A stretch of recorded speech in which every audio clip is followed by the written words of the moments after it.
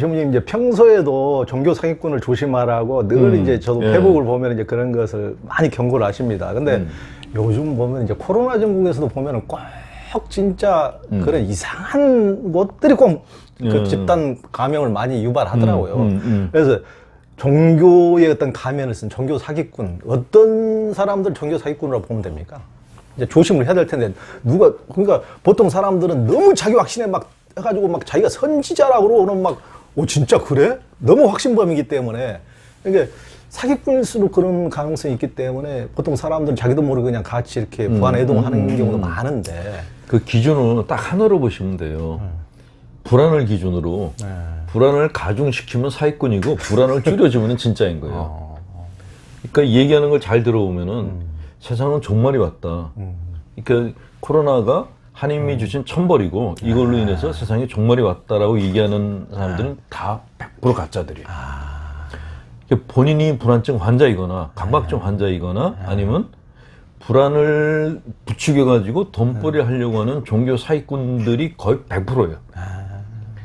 근데 같은 코로나 사태임에도 불구하고 해석을 다른 쪽으로 해요. 그게 이제 제가 그래서 교황님을 참 좋아하는 이유가 그건데 이 교황님이 이제 그 책에서 뭐라고 얘기하셨냐면 지금은 멈춤의 시간이다 그랬어요. 모든 게 다 멈췄는데 이 멈춤의 시간을 어떻게 쓰느냐에 따라서 앞으로가 더 좋아질 수도 있고 안 좋아질 수도 있다 그러셨어요. 그 멈춤이라는 거는 가톨릭 교회로 말하면 피정이라 그러거든요. 모든 걸 다 치우고 그냥 고독 속에 있는 거예요. 그 고독 속에 있으면 내가 살아온 과거들이 다 보이거든요. 그거에 대한 반성을 하고 그러면 나가 어떻게 살 것인가를 생각하게 돼요. 근데 지금은 전 세계가 다 피정을 들어간 거예요.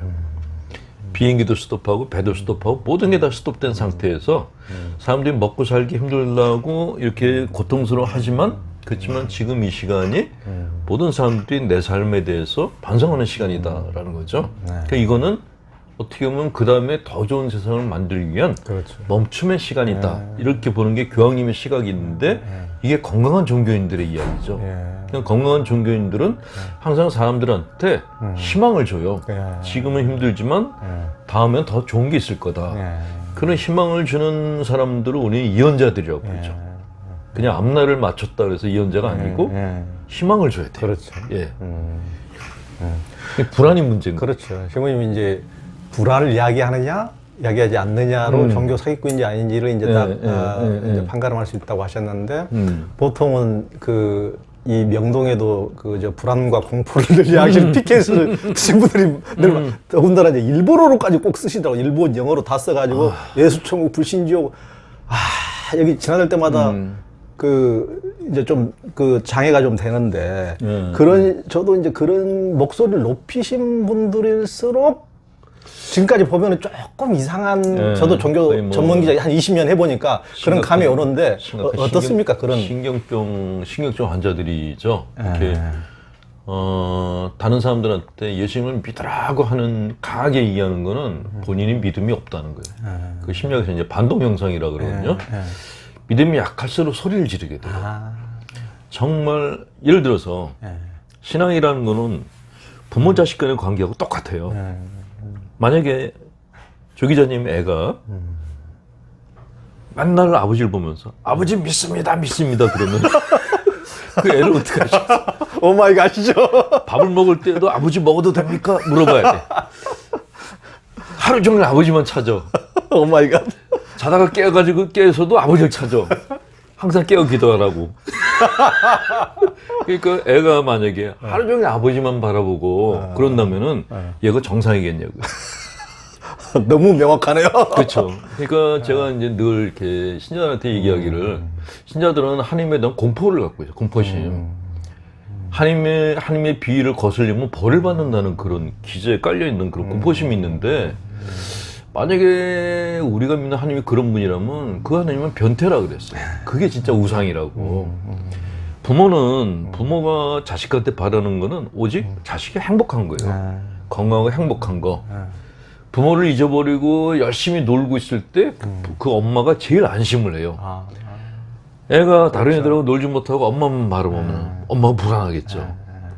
그게 종교예요, 그게. 그러니까 종교는 사람들한테 편안함을 주고 하느님이 너희를 보여준다는 메시지를 주고 사람들이 하느님을 잊게끔 만들어줘야 돼. 그러니까 하느님의 존재감을 못 느낄 정도로 행복할 때 그때 정말 신앙생활 하고 있는 거거든요. 근데 우리는 반대로 내가 갖고 있는 행복 때문에 하느님을 생각하지 못하는 건 불경이다라고 가르친 거예요. 그러니까 신자들을 거의 조현병 환자로 만들어가거든요. 이건 아니다라는 생각이 들었는데, 근데 이게 가톨릭에서는 그래도 조금 덜한데 개신교 쪽 이렇게 어떤 유파로 가면은 너무 심한 거예요. 그래서 이거는 이러다가 신자들 정신병자로 만들겠다. 코로나 사태에도 불구하고 사람들이 교회 안에 모이는 이유가 신앙이 아닌 거예요. 정신적 문제인 거죠. 그래서 이런 목회자들도 그렇고 성자들도 그렇고 일단은 정신적인 관점에서 이 사람들을 갖다 봐야 된다라고 생각하는 거죠. 심리검사 해야 돼요. 그러니까 참 심각하죠. 그리고 그 홍선동 신부님은 예수님이 탁월한 상담가이자 심리치료사라고 하셨는데요. 예. 제가 심리학 공부하기 전에는 성경을 묵상할 때 그 성경에 있는 글자를 그대로 봤거든요. 그러니까 너무 결정론적인 거예요.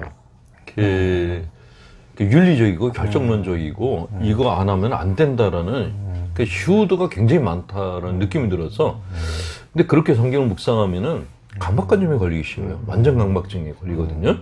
근데 심리학을 공부하고 봤더니 이게 성경에 나와 있는 글의 앞뒤가 잘렸구나 하는 느낌이 드는 거예요. 예를 들면은 이웃을 사랑하라.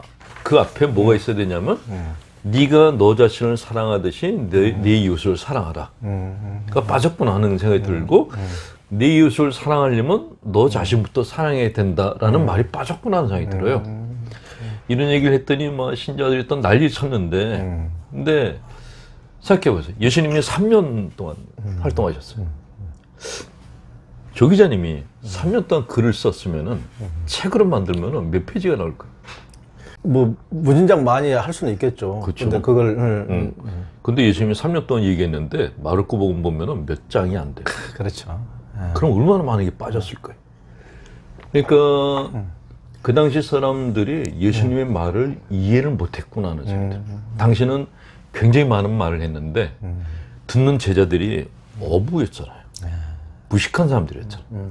율법을 공부한 사람들이 아니니까 자기들이 알아듣는 것만 알아듣는 거예요. 그 생각이 들었어요. 그 대학에서 교수들이 강의할 때 학생들이 그 교수의 강의를 몇 프로 정도 이해할까요? 100% 이해하는 학생 하나도 없어요. 그 중에 몇 프로인데 성경은 더 하겠죠? 하나님의 아들이신 분이 얘기를 했는데 교육도 제대로 못 받은 시골 어부 출신의 제자들이 얼마나 알아들었을까? 그 당시 지식인들은 바리새인들이었지 제자들은 아니었거든요. 그러면 자기들 상식에서 이해할 수 있는 것만 알아들었겠다라는 생각이 들고 그것도 이렇게 그 양반 얘기를 다 녹취를 한 것도 아니고 그렇죠. 쓴 사람 있는 것도 아니고 이 양반 돌아가시고 첫 번째 제자단 다 죽고 그 다음 제자단쯤에 그때부터 이제 내려온 얘기를 모아서 이렇게 만들어낸 게 그 성경인데 페이지 수가 너무 작아요. 그렇죠. 빠진 게 많구나 하는 생각이 들었는데 그 빠진 부분을 뭘로 채울 수 있을까 그랬더니 심리학이더라고요. 왜냐하면 예수님이 제일 관심 가졌던 거는 사람이었거든요. 종교에서는 신에 대해서 관심을 가지라 해서 시올로지를 만들었는데 정작 그 신은 사람에 대한 관심이 얼마나 많았는지 육화를 해서 내려오신 거예요. 근데 지금 종교는 육한 그 하느님을 다시 오려고 그랬어요. 박제를 만들어 버렸어요. 그 앞에서 경배를 하는 시스템을 만드는 거예요. 이건 아니다라는 생각이 들고 그렇게 만들고 또 중간에서 사적인 이익을 추구를 하니까 이건 진짜 아닌 것 같다라는 생각이 드는 거죠. 그러니까 신부님 말씀 들어보면 이제 우리도 합리적으로 추론해 보면 얼마든지 이제 가능한 얘기입니다. 왜 그러냐면 그 우리 한국 사회에도 이제 뭐 진보니 보수니 뭐 갈등도 많고 언론도 이제 각기 자기들의 어떤 그 편가르기를 하고 그러다 보면은 기자들이 보통은 똑같은 사안을 놓고도 전혀 반대로 쓰는 이런 일들이 이제 비일비재하고 자기가 보는 식대로 자기 식대로 해석해서 자기 식대로 알리려고 하고 너무 이제 가짜 뉴스도 횡행하고 우리가 지금 뭐 전쟁 상황도 아닌데도 불구하고 내전이죠. 이제 그 평화로운 평시인데도 이런 정도로 가짜 뉴스가 서로가 이제 횡행하는 지경에 있는데 그때 당시에는 우리가 일제시대 때 산 것과 다름없이 유대인들도 로마라는 강고한 지배 세력에 이제 지배를 받으면서 우리가 일본의 노예 상태로 살았던 것처럼 그들도 로마라는 그 지배자의 노예 상태로 살면서 조금만 잘못하면 전부 다 정치범으로 몰아서 십자가에 매달리고 그러니까 남아있는 사람들의 입장에서는 예수님이야 용기 쓰시고 다 할 말을 하신 분이지만은 남아있는 사람들은 아까 심리적으로 어떻게 보면 미숙한 제자들인데 기다 아니다도 확실히 얘기할 수도 없는 그 미숙한 이제 제자들인데 그러다 보니까 예수님이 하신 말씀도 설사 이렇게 이걸 그대로 다 드러내면은 이게 본인이 설사 이해했다 하더라도 사람들이 어떻게 볼까? 그쵸. 또 우리들 쫓아서 전부 다 십자가에 또 거꾸로 매달지 않을까? 그쵸. 또 그러니까 당연히 이렇게 취사 선칙 편집 그러니까 자기 검열 그렇게 할 수밖에 없는 시스템. 그때가 로마 시대였고 식민 시대였고 늘 십자가형이 횡행하던 시대였음을 생각한다면 합리적으로 보는 건 당연한 것이죠. 있는 그대로 다 넣을 수가 없는 시대 상황 아닙니까? 그러니까 제가 이제 신학교 들어가서 신약학을 공부하면서 충격을 받은 게 이게 마르코 복음 같은 경우는 이렇게 그 진본이 반도 안 되는 거예요. 나머지는 후대 편집됐고 마테오, 루카, 요한으로 가면서 편집이 더 많은 거예요. 또 후대 제자들이. 근데 그럼에도 불구하고 성경 전체를 흐르는 하나의 초점은 사람이더라고요. 신이 아니더라고요. 그러니까 신 중심이 아니라 사람 중심이고 그거를 실현하는 게 예수 그리스도라는 거예요. 그러니까 신이 사람이 돼가지고 세상에 오셨다는 것 자체가 굉장히 큰 의미를 갖고 있다고 생각하고 근데 희한한 거는 종교는 그 신을 다시 하늘로 올려보내고 싶어요. 그래서 나온 게 이제 가순환설이라는 게 나왔어요. 하느님이 이 세상에 오셔가지고 순환을 당하셨는데 그 하느님이 이런 인간과 똑같은 고통을 겪을 리가 없다. 이건 그냥 연출하신 거다. 그래서 가순환설이 나왔어요. 그러니까 너무 신성화시키다 보니까. 근데 문제는 신을 지독하게 신성화시키는 사람들이 거의 다 이걸 종교 권력. 근데 그게 중세 카톨릭이나 지금이나 너무 비슷한 거예요. 그렇죠. 제가 요새 그 루터에 대한 책을 보고 있는데 사실 루터에 대해 관심을 가지게 된 게 혹시 손원영 목사라고 아세요? 예. 그분이 지금 이렇게 학교에서 제적당하고 그러니까. 뭐 지금 이단으로 개신교에서 이단으로 찍혀가지고 너무 양심적인 그러니까 그 이제 아주 뭐 그런 이상한 크리스천들이 어디 개운사랑 김천 개운사란 절에 가서 불 지르고 뭐 다 탱화 훼손하고 이런 것에 대해서 나는 개신교인이지만은 정말 부끄럽고 사과한다 그래서 돈 모금해서 이제 도와주고 그런 걸 보면은 이 개신교의 깎아진 위상을 다시 살려준 개신교에도 저런 상식적인 분이 있구나 하고 정말 위신을 살려준 분으로 정말 모든 사람들이 개신교인들이 존경해야 될 분인데 오히려 저걸 이단이라고 그래서 저건 그렇게 몰아세우는 사람들은 제가 보기에는 참 저 사람들은 누굴까 이 세상 사람들일까 참 그런 생각이 듭니다. 저기 그 목사님하고 이제 개인적인 친분이 있어서 그분 글을 보다가 루터 같다는 생각이 들었어요. 중세 카톨릭을 비판했던 루터가 지금 새롭게 프로테스트에서 새롭게 나와서 신교라고 하는 그 신교를 다시 이렇게 비판하는 또 하나의 루터가 나왔구나.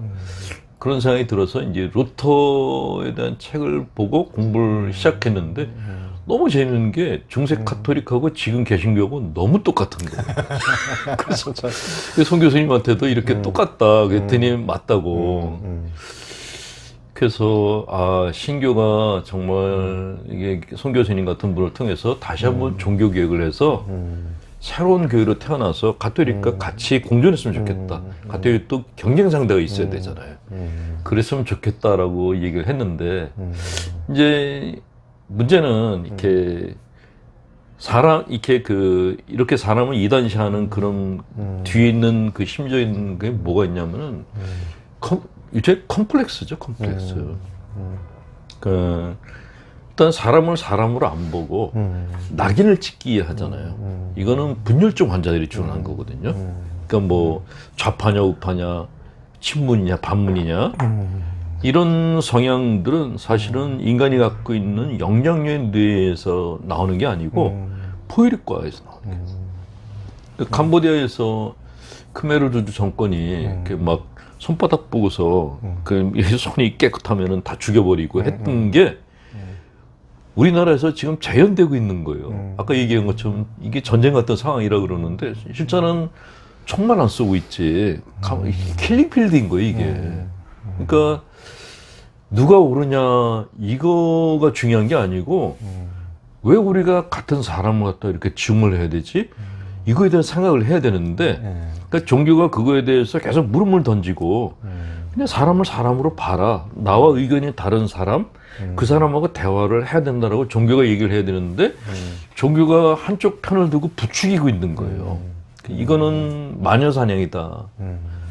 이거는 뭐 개신교냐 가톨릭이냐 문제가 아니라 이거는 인간성 자체가 영장류의 그런 상태가 아니다라는 생각이 드는 거죠. 예. 그러니까 그 아까 루터 말씀하셨지만 이제 가톨릭이 중세에 그렇게 이제 자기하고 조금만 생각이 다르고 하면은 다 뭐 화형시키고 마녀 사냥하고 이렇기 때문에 이제 루터가 면죄 뭐 팔고 면벌부 팔고 이제 해서 이제 그 루터가 등장해서 개혁을 했는데 만약에 그 이후에도 가톨릭이 내가 옳다고 네가 틀렸다고 계속 이렇게 갔으면은 오늘날에 가톨릭이 없었을 텐데 가톨릭 내부에서 또 이제 예수회가 등장해서 우리도 개혁을 해야 된다. 잘못한 게 있으니까 우리도 과감히 개혁을 해야 된다고 다시 스스로 개혁을 했기 때문에 오늘날 이제 교황님 같은 분도 나오고 이렇게 했지 않습니까? 그러니까 이제 개신교도 저런 식으로 계속 아닌 것을 옳다고 잘못된 것을 지금 뭐 마녀사냥 화양이 옳다고 주장하는 것과 똑같아요. 손혜정 그렇죠. 교수 같은 분을 죽이는 것은 그렇죠. 지금 마녀사냥 하고 있는 그렇죠. 거죠. 계속 그게 옳다고 그러면은 그건 이제 자기 죽는 길로 가는 거라요. 그러니까 자기 스스로를 개혁하고 변화를 해야 이제 가톨릭이 유지해 왔던 것처럼 뭔가 변화를 통해서 이렇게 지속해 가는 건데 지금은 오히려 더 이제 변화가 다른 그리고 사람들이 훨씬 더 뭐가 옳고 그런지를 더 많이 이제 더 예전에는 이제 권위 있는 소수가 그것을 오도할 수 있었지만은 지금 더 많은 사람들이 알아가기 때문에 그런 식으로 호도가 계속 될 수는 없으라고 봅니다. 그쵸. 그럼 개신교가 너무 전체적으로 그런 분들 마녀사냥하는 사람들이 너무나 비상식적인 것은 이것은 그 세계적으로도 제가 보기에는 용납될 수 없는 수준이기 때문에 그건 개신교를 위해서도 가장 불행한 일이라고 저는 생각합니다. 저는 신학교에서 가톨릭 신학교는 신학생들이 개신교 신학자 책을 많이 봐요. 오히려 가톨릭 쪽에서 나온 책들이 적고 한국신학연구소인가 거기서 나온 책들을 정말 많이 봤는데 너무 감동을 받은 거예요. 너무 신선하고. 그러니까 독일계 쪽의 그 신학을 공부한 목사님들의 책들은 진짜 신선하고 진보적이에요. 그러니까 신학생들이 거의 그 책에 빠져가지고 저도 이제 그쪽에 빠져가지고 이 개신교가 우리보다 훨씬 앞에 가 있구나라는 생각을 가졌을 정도였는데 현장에 나와 보니까 아닌 거예요. 이게 현장의 한국 개신교는 거의 무속 신앙에 가까워요. 네, 그래요. 그러니까 루터라는 책을 보면서 제가 그 감명받았던 거는 그 당시에 이제 가톨릭의 사제들이 사제 권력을 행사했거든요.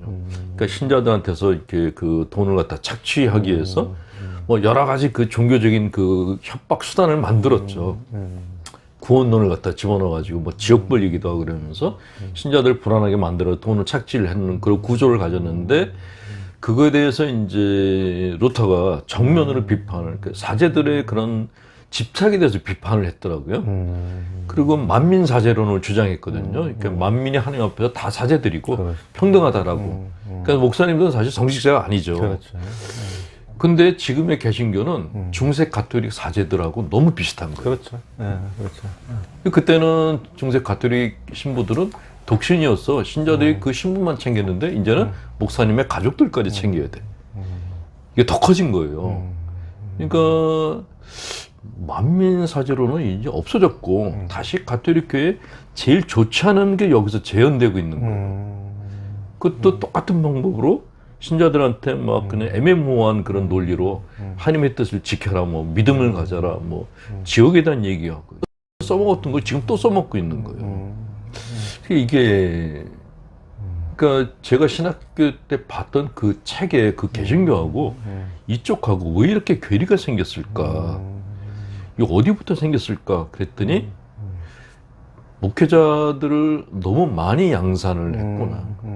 루터가 그 부분도 지적한 게 있는데 가톨릭교회가 왜 이렇게 부패했냐 그랬더니 중세 패스트가 이렇게 그 유럽을 덮치면서 환자들이 속출하니까 신부들이 그 환자들 기도해 주러 가잖아요. 기도해 주다가 감염이 돼서 많은 신부들이 죽어서 본당 신부가 없는 본당이 늘어났다는 거예요. 교황청에서 급하니까 속성으로 신부들을 갖다 이제 양성을 했는데 걔네들이 사고를 친 거예요. 근데 지금 개신교가 단기 과정으로 목회자가 되는 사람들이 너무 많아요. 1년짜리도 있다는 얘기를 들었어요. 자기들끼리 안수를 준다고. 검증이 없이. 그러니까 이렇게 그냥 아무 검증이 없는 사람들이 나오다 보니까 송 교수 같은 경우는 미국 유학을 갔다 오고 공부를 굉장히 많이 한 사람인데 같은 목사인 거예요. 근데 그레시암의 법칙처럼 악화들이 주인 노릇하고 양화들을 갖다가 지금 밀어내고 있는 게 지금 개신교 판인 거예요. 그래서 역사가 돌고 돈다더니 진짜구나. 아니, 그러니까 홍선호 주면 이웃집 이웃 본당 신부만 잘하시는 것이 아니고 이웃 종교도 잘하시네. 저야 이제 종교 전문 기자로 늘 다 취재를 하니까 그렇지만은 아주 뭐 신부 예리하게 잘 아세요. 저는 이제 그 근대 한국 종교 이렇게 종교인들을 쭉 보면은 실은 그 한국 개신교인들이 근대에 정말 대단하시고 훌륭하신 분들이 너무 많아요. 그쵸. 그리고 이제 그쵸. 초기에 그 이제 뭐 도가에서도 기한의 발도심이라고 가나니아 도심이 제대로 일어난다고 그러는데 그때 정말 우리 사회에 마이너리티였을 때 기독교가 뭐 가톨릭도 그런 가장 마이너리티였을 때 그렇게 수만 명이 순교를 당하면서도 그렇게 어떤 생명력을 유지해 왔듯이 개신교도 이런 마이너리티였을 때 엄청난 과원, 자선, 교육 사업 하시면서 헌신하신 분들 그리고 우리 민족의 선각자들이 굉장히 많거든요. 제가 보기에는 모든 종교를 통틀어서 개신교인들이 가장 그 훌륭하신 분들이 많다고도 저는 개인적으로 이렇게 생각합니다. 당연하죠. 근데 이제 어떻게 보면 미국식 자본주의가 들어오면서 이게 이제 그 교회 안에 그런 시스템이 이제 겉모습만 교회지 아니 자본주의 어떤 회사가 돼버려 가지고 그러니까 신학생도 적어도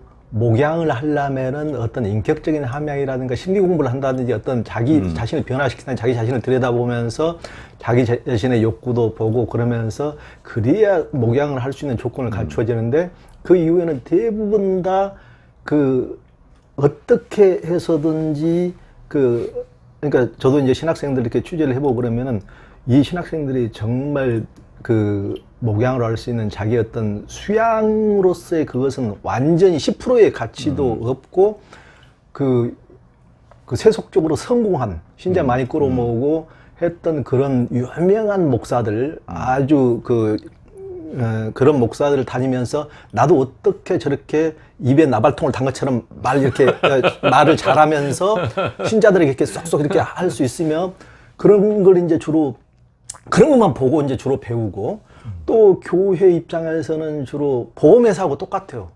누가 뭐 옆 교회에서 신자를 빼오든 누가 빼오든 여하튼 어떻게 해서든지 이렇게 내 세를 키워서 이것을 확장해서 어떤 할 것이 그러니까 교회라는 이름만 입어버렸지 어떤 자본주의의 욕망에 이것이 미국식 어떤 그런 것이 접목되면서 그런 것도 전부 다 어떤 그 뭐 선악 그런 것도 전부 다 없어져 버리고 막 공포를 분위기 조장하고 이런 것도 전부 다 자기 욕망의 실현을 하기 위한 기법 테크닉으로서 그런 것이 전부 다 기능하고 있는 것이 아닌가. 저는 이제 종교 전문 기자를 하면서 그런 면을 많이 보고 있습니다.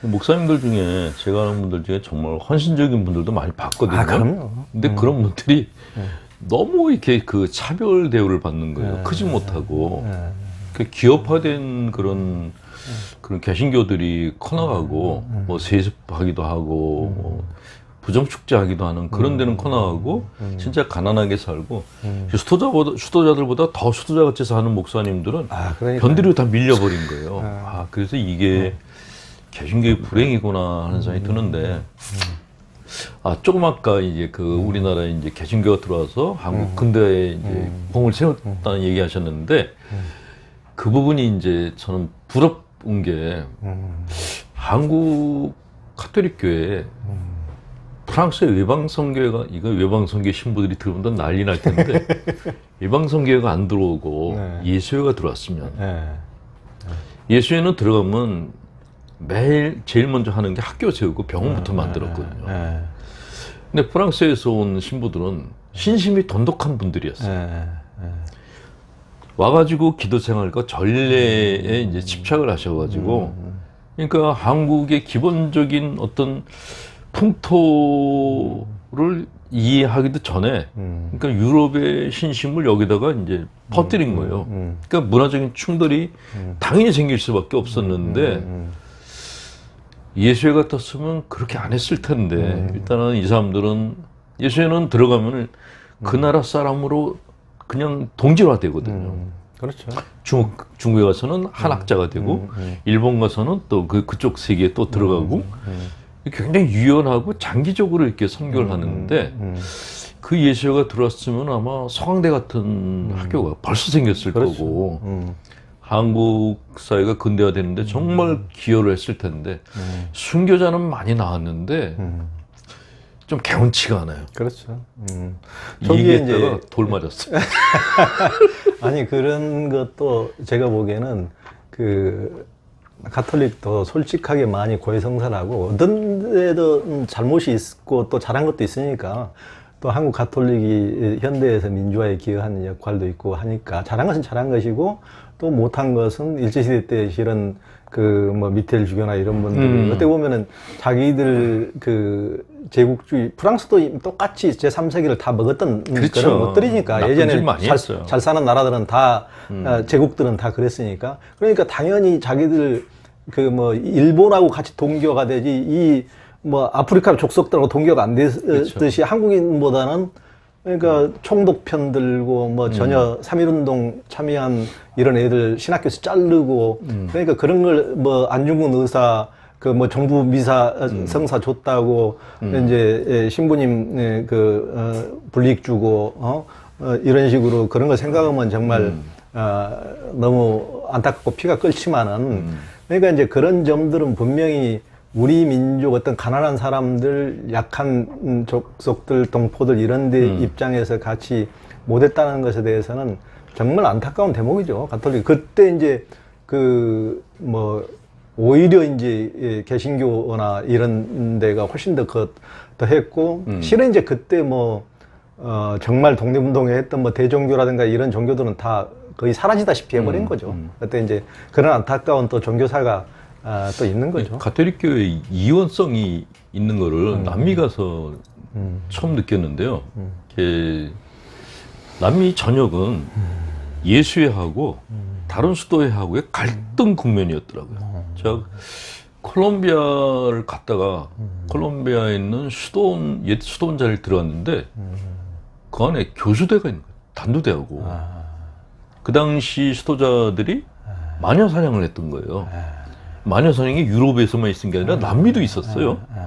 그러니까 사람들이 다 그 당시 사람들이 토착신을 믿었는데 그거를 다 이교도로 보고 단두대에 올려버린 거예요. 그거를 수도회가 했는데 그 수도회 옆에 예수회 수도회가 있어요. 그러니까 예수회는 항상 원주민들을 보호하는 입장이 있었어요. 그리고 박해받고. 근데 이런 어떤 그 성과 악의 구도 같은 이런 갈등이 가톨릭교의 역사 안에서 계속 공존해 내리고 있어요. 그래서 이쪽에 좀 부정적인 세력들이 강할 때 그때 제일 많이 타락을 하고 네, 그렇죠. 그 타락의 끝에 가면은 또 희한하게 이 교회 안에 백혈구 같은 수도회들이 또 자정 능력을 해가지고 또 살아나고 이게 가톨릭교회 역사더라고요. 그러니까 신비하더라고요. 어떻게 어떤 조직이 2000년을 이렇게 유지해 올까? 그런 건 그런 게 없어서 유지할 수가 없는 거죠. 어떤 조직도. 뭐 시사평론가 중에 그 손영일 씨라는 최영일인가? 최영일 씨가 그 친구가 개신교 때 개종을 했어요. 가톨릭으로. 개신교를 오랫동안 다녔는데 거기 문제가 많다 그러길래 가톨릭도 문제가 많다 그랬거든요. 근데 왜 오냐 그랬더니 문제가 많은 거 아는데 가톨릭은 자정 능력 있는 것 같다 그러더라고요. 근데 그 얘기 들으니까 아 그렇구나 하는 생각이 들어요. 그러니까 항상 부패했던 그룹이 있는가 하면은 그 부패한 그룹을 정화하기 위해서 다른 그룹이 또 생기고 그게 지금까지 가톨릭이 존재해온 이유였구나. 그러니까 성직자들이 타락하면은 극단적인 가난을 실천하는 수도회가 생기는 거예요. 아 이게 이 사람들이 백혈구였구나. 그러니까 가톨릭 교회는 그런 백혈구들 때문에 지금까지 존속하고 있는 거죠. 네. 그렇죠. 그러니까 저도 이제 종교 전문 기자를 하면서 이제 가톨릭의 뭐 중세의 모습이라든가 뭐 교황청의 타락이라든가 뭐 이런 그런 거 모습 보면은 저건 정말 저 인상이 완전히 쓰이다가도 막장이죠, 막장. 또 뒤돌아서서 정말 헌신적으로 이렇게 사는 수녀님과 이렇게 수도자들 정말 아무것도 완전히 다 비우고 정말 이를 상상할 수 없이 나는 그런 삶을 도저히 옆에 그 모방도 할 수 없는 달동네에 가가지고 뭐 이렇게 자신을 진짜 봉헌해서 이렇게 사는 모습 보면은 또 이렇게 그러니까 전혀 다른 모습들이 또 공존하는. 그렇죠. 이렇게 가는 것 같아요. 그러니까 신자들이 정말 다행인 거는 신자들이 그 타락한 성직자들 때문에 교회를 떠나려다가 수도자들을 보고 그쪽으로 가는 거예요. 그래서 가톨릭교는 그래서 수도회 중심이에요. 이 교구가 타락을 하니까. 이게 백혈구인데 문제는 개신교에서 지금 백혈구 같은 역할을 하는 분들이 있거든요. 목회자들이. 그렇죠. 있죠. 많아요. 근데 이 백혈구 숫자가 너무 적은데. 그러니까 백혈구를 너무 고사시키는 거죠. 그것을 그 대중들이 그것을 그 개신교를 살리려면은 신자들이 그것을 살려주고 힘을 실어줘야 되는데 너무 그 장사치들한테만 몰려드니까 그런 목사들에만 몰려들고 그것을 또 정당화시켜주고 이것이 개신교가 이것이 옳게 가는 것인 마냥 그러면 정말 진짜 그것은 개신교를 망하게 하는 길이거든요.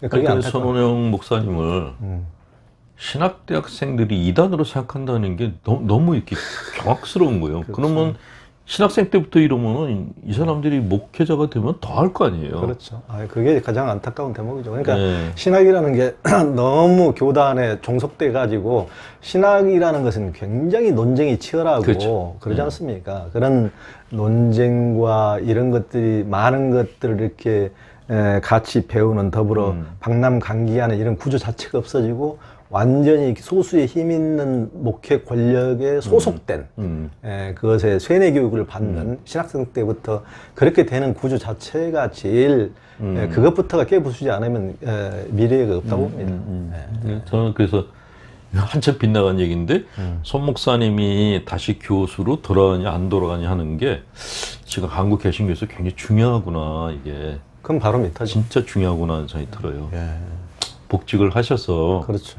당신 자리를 잡아야지 개신교가 정말 말 그대로 개신교가 될 거다라는 그렇죠. 프로테스탄트. 진짜 프로테스트하고 또 그런 분들이 필요해요. 저희한테도 필요해요. 그렇죠. 상대적으로.